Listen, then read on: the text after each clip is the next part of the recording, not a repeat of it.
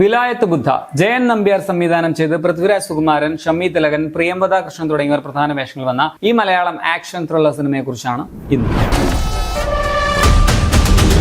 മറയൂരിലെ ചന്ദനം ചാരിയ കുറച്ച് മനുഷ്യരുടെ കഥയാണിതെന്ന് പറയാം. GR ഇന്ദുഗോപന്റെ വിലായത്ത് ബുദ്ധ എന്ന നോവലിനെ ആസ്പദമാക്കിയിട്ടുള്ള ഒരു സ്ക്രിപ്റ്റാണ് ഈ പടത്തിന്റേത്. ഞാൻ ബുക്ക് വായിച്ചിട്ടില്ല. സ്ക്രീൻ പ്ലേ എഴുതിയിരിക്കുന്നത് GR ഇന്ദുഗോപനും രാജേഷ് ചിന്നാടനും ചേർന്നാണ്. ഒറ്റ വാക്കിൽ എനിക്ക് ഇഷ്ടപ്പെട്ടു. എൻഗേജിംഗ് ആയിട്ടും അത്യാവശ്യം ത്രില്ലിംഗ് ആയിട്ടും ഒരുക്കിയിട്ടുള്ള ഒരു കഥയാണ്. ഈ വിലായത്ത് ബുദ്ധ എന്നത് എന്താണെന്നുള്ളത്, മനുഷ്യരുടെ വാശി, സൽപ്പേരുണ്ടാക്കാനുള്ള ശ്രമം, ഇതൊക്കെയാണ് ഈ സിനിമ പറയുന്നത്. അപ്പം ഒരേ സമയം മാസും എന്നാൽ ഒരു നോവൽ വായിച്ചതുപോലെ കഥാപാത്രങ്ങളും ആ സ്ഥലവും ഒക്കെ മനസ്സിൽ ഇങ്ങനെ തങ്ങി നിൽക്കുന്ന വിധത്തിലാണ് പടം ഒരുക്കിയിട്ടുള്ളത്. കഥ നടക്കുന്ന മറയൂർ എന്ന സ്ഥലം ഇതിലൊരു ക്യാരക്ടറായിട്ട് തന്നെ നിലനിൽക്കുന്നുണ്ട്. സിനിമ കണ്ടിറങ്ങി കഴിഞ്ഞാലും നിങ്ങളുടെ മനസ്സിൽ ആ ഒരു സ്ഥലം കൂടെ കൂടെ പോരും എന്ന് വേണമെങ്കിൽ പറയാം. ചന്ദനവും ശർക്കരയും കരിമ്പും അത് ജീവിതത്തിന്റെ ഭാഗമായിട്ടുള്ള കുറച്ച് മനുഷ്യരും, അതുപോലെ തമിഴും മലയാളവും ഇടകലർന്ന അവരുടെ ഒരു ഭാഷാ സംസ്കാരവും, അവിടെ പരസ്പരം കുതികാല് വെട്ടുന്ന കുറച്ച് രാഷ്ട്രീയക്കാരും, വേശ്യകളും, കള്ളന്മാരും, പോലീസും, ഫോറസ്റ്റ് ഉദ്യോഗസ്ഥരും, കാടിനോട് ചേർന്നായതുകൊണ്ട് തന്നെ ഒരുപാട് മൃഗങ്ങളും, അങ്ങനെ മൊത്തത്തിൽ ആ ഒരു നാട് കഥയിൽ എങ്ങനെയാണോ വായിക്കുന്നത് അതുപോലെ തന്നെ വിഷ്വലുകളും ഒരുക്കി വെച്ചിട്ടുണ്ട്. ഈ നോവലിനൊക്കെ ദൃശ്യഭാഷ കൊടുക്കുക എന്ന് പറയുന്നത് പലപ്പോഴും പാളി പോകാറുണ്ട്.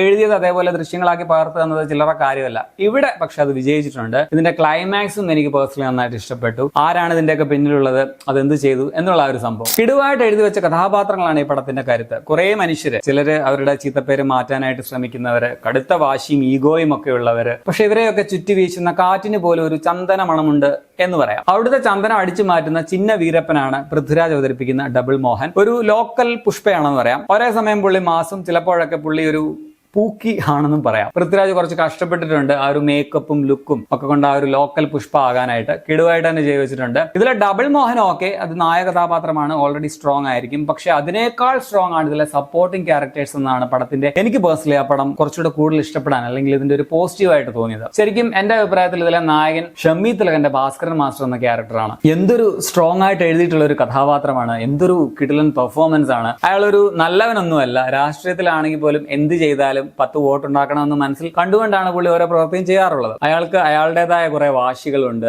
അതിനെതിരെ വന്ന് നിൽക്കുന്ന ഇപ്പൊ സ്വന്തം മകനാണെങ്കിൽ പോലും വെടിവെച്ച് കൊല്ലാൻ ഒരു മടിയില്ലാത്ത ഒരാളാണ്. സോ ചില സമയത്ത് പുള്ളിക്ക് വട്ടാണോ എന്ന് നമുക്ക് തോന്നും. ഒരേ സമയം പലയിടത്തും നമുക്ക് ദേഷ്യവും കുറേയിടങ്ങളിൽ നമുക്ക് സ്നേഹവും ഒക്കെ തോന്നുന്ന ഒരു ക്യാരക്ടറാണ്. ഷമ്മി തിലകന്റെ കരിയറിലെ തന്നെ വൺ ഓഫ് ദ ബെസ്റ്റ് കഥാപാത്രം എന്ന് പറയാം. അതുപോലെ തന്നെ സ്ട്രോങ് ആണ് ഇതിലെ പ്രിയംവദ കൃഷ്ണൻ അവതരിപ്പിക്കുന്ന ചൈതന്യ എന്ന നായിക കഥാപാത്രവും. പേരിനൊരു നായിക എന്നതിനപ്പുറം വളരെ ശക്തമായിട്ടുള്ള ഒരു സ്ത്രീ കഥാപാത്രമാണെന്ന് പറയാം. സാധാരണ അല്പ അലമ്പനും കുറച്ച് റൗഡിസം ഒക്കെയുള്ള നായകന്മാരെ നേരെയാക്കാൻ വരുന്നതായിരിക്കും ഇത്തരം സിനിമകളിലെ നായികമാർ. എങ്ങനെയെങ്കിലും അവനെ നല്ലവനാക്കുക എന്നായിരിക്കും നായികമാരുടെ ഒരു ദൗത്യം. പക്ഷെ ആ ക്ലീഷയൊക്കെ ബ്രേക്ക് ചെയ്തുകൊണ്ട് നായകൻ നന്നാവണം തീരുമാനിച്ച പോലും അവൻ അലമ്പാകണം, അല്ലെങ്കിൽ കൂടുതൽ മോശമാകണം എന്ന മട്ടിൽ എരുതിക്ക് എണ്ണ ഒഴിച്ചു കൊടുക്കുന്ന ഒരു കഥാപാത്രമാണ് ഇതിലെ ചൈതന്യ. ഡബിൾ മോഹനെ തൊട്ടാലും പറഞ്ഞാലും ഒക്കെ പൊള്ളുന്നത് മുഴുവൻ അവക്കാണ്. അവനെ തൊടുന്നവരെ വേണമെന്ന് വെച്ചാൽ ചവിട്ടി താഴിടാനും മടിയില്ലാത്ത ഒരു സ്ത്രീ. പ്രിയമത നല്ല കലക്കനായിട്ട് തന്നെ ചെയ്തു വെച്ചിട്ടുണ്ട്. അതുപോലെ തന്നെ അനുമോഹൻ അവതരിപ്പിച്ച അനി എന്ന കഥാപാത്രം മലയാളത്തിലെ ഒരു അണ്ടർ റേറ്റഡ് നടനായിട്ട് ഇപ്പോഴും തുടരുന്ന ഒരു നടനായിട്ട് എനിക്ക് തോന്നിയിട്ടുണ്ട്. കൊച്ചിലേ മുതൽ കിട്ടുന്ന റോളൊക്കെ നല്ല ഭംഗിയായിട്ട് ചെയ്യുന്ന നടനാണ്. എങ്കിലും പുള്ളിക്ക് വേണ്ടത്ര അപ്രിസിയേഷൻ കിട്ടിയിട്ടില്ല എന്ന് തോന്നുന്നു. ഇതിലും നല്ല കിടുവായിട്ട് ചെയ്തിട്ടുണ്ട്.